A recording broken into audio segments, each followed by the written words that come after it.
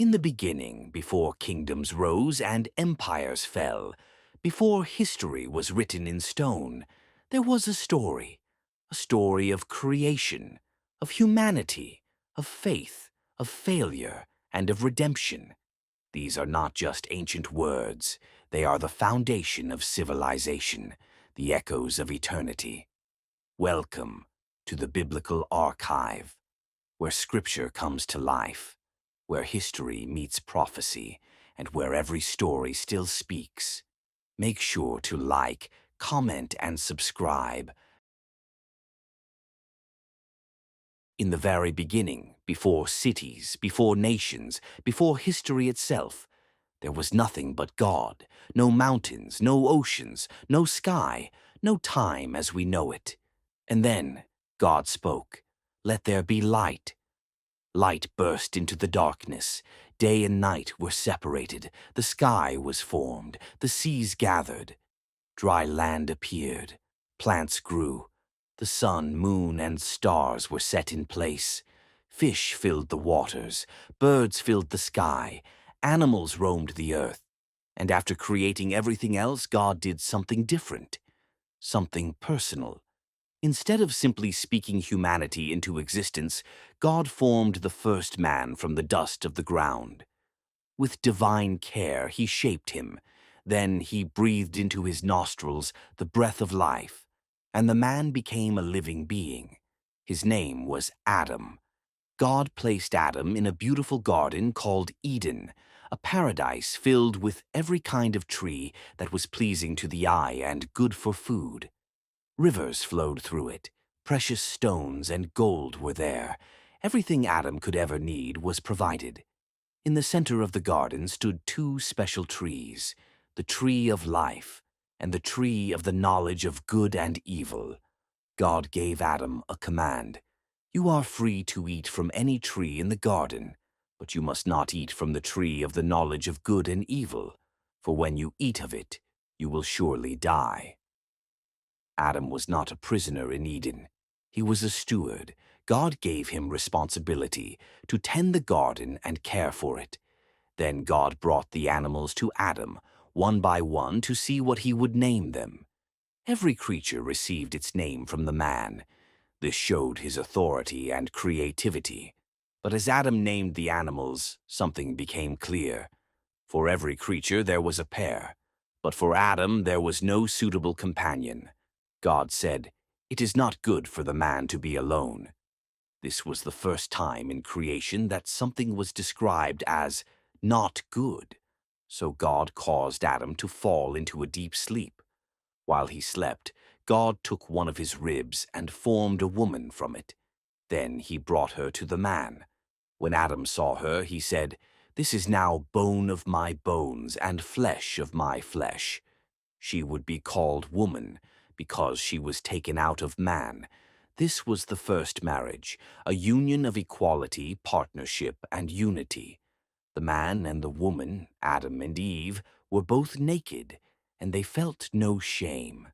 There was no fear, no guilt, no pain, no death. They walked with God in the garden. But then everything changed. Among the creatures in Eden was a serpent. It was more cunning than any other beast of the field. One day the serpent approached Eve. "Did God really say you must not eat from any tree in the garden?" Eve replied, "We may eat fruit from the trees in the garden. But God did say, 'You must not eat from the tree in the middle of the garden, and you must not touch it, or you will die.'" The serpent responded with bold contradiction, "You will not surely die, for God knows that when you eat from it, your eyes will be opened, and you will be like God, knowing good and evil." Doubt entered her mind. She looked at the fruit. It was beautiful, desirable. It seemed wise. So she took it, and she ate. Then she gave some to Adam, who was with her, and he ate. In that moment, something invisible shattered. Their eyes were opened, but not in the way they expected. Instead of becoming like God, they became aware of their vulnerability. Their innocence was gone. They realized they were naked, and they felt shame for the first time. They quickly sewed fig leaves together to cover themselves. Later that day, they heard the sound of God walking in the garden in the cool of the day. Instead of running toward him, they hid behind trees, behind leaves, behind guilt. God called out, "Where are you?" It wasn't a question of location. It was a question of relationship. Adam answered, "I heard you in the garden, and I was afraid because I was naked. So I hid." Afraid, a word never used before this moment. God asked, "Who told you that you were naked? Have you eaten from the tree I commanded you not to eat from?" Adam said, "The woman you put here with me, she gave me some fruit, and I ate it." Blame entered the world. God turned to Eve. "What is this you have done?" She replied, "The serpent deceived me, and I ate." Responsibility passed from one to another. Then God pronounced consequences. To the serpent, it would crawl on its belly and be cursed above all animals. There would be hostility between the serpent and the woman, and between its offspring and hers. One day, her offspring would crush the serpent's head. To the woman, childbirth would become painful. Relationship struggles would enter marriage. To the man, the ground would be cursed because of him.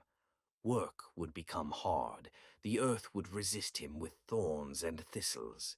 By the sweat of his brow he would eat food.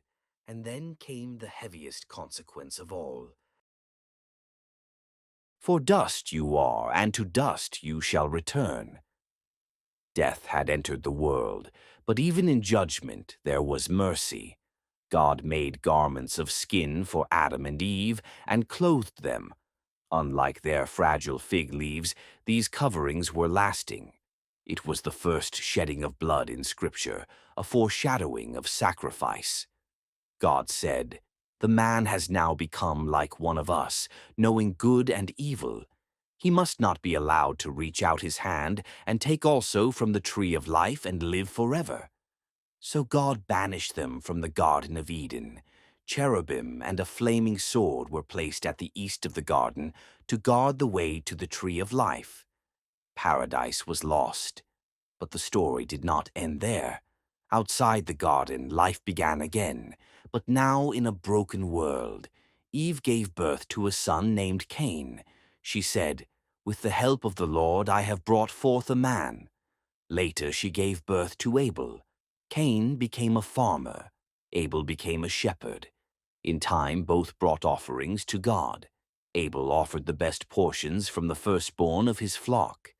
Cain brought some of the fruits of the soil. God looked with favor on Abel and his offering, but not on Cain and his offering. Cain became angry. His face fell.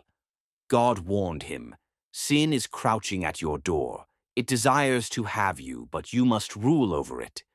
But Cain did not listen. He invited Abel into the field, and there he killed his brother. The first murder. God asked Cain, "Where is your brother Abel?" Cain answered, "I don't know. Am I my brother's keeper?" But the truth could not be hidden. Abel's blood cried out from the ground. Cain was cursed and sent away to wander. Yet even then God placed a mark on him to protect him from being killed. Adam and Eve had another son named Seth. Through Seth, their family line continued, and so humanity spread across the earth, carrying both the image of God and the fracture of sin. The story of Adam and Eve is more than the story of the first man and woman. It is the story of innocence lost, of freedom misused, of trust broken, of blame, shame, fear, and exile.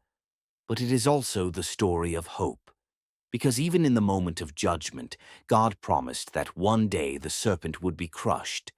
From the very beginning, redemption was already part of the plan. And that is why this ancient story still matters. It explains why the world is beautiful, yet broken, why humans are capable of love, yet also cruelty, why we long for paradise, yet struggle with temptation. It begins in a garden, and the Bible ends in a garden-like city where the tree of life appears again. The story of Adam and Eve is not just about the past, it is about us, and it invites every listener to ask, when God calls, "Where are you?" how will we answer?